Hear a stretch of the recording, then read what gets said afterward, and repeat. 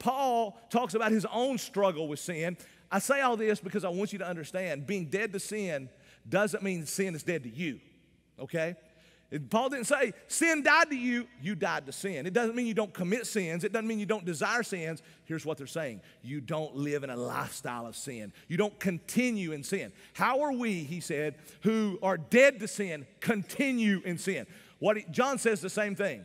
In 1 John chapter 3, I think, John says, he who has been born anew cannot continue in sin. John didn't mean we don't commit sins, because I think it's in chapter 1 where John says that if you claim to have no sin, you're a liar.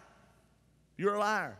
So John, Paul, they're not saying, listen, when you're dead to sin, you don't commit sins, you don't desire sin. Not at all. Here's what they're saying. It's not your lifestyle any longer. It's not the habitual way that you live any longer. It's not what defines you any longer. You're broken free of the reigning power of sin in your life. You're separated. It doesn't mean that it doesn't have influence or power in your life. It doesn't mean, but it does mean that you don't have to obey it.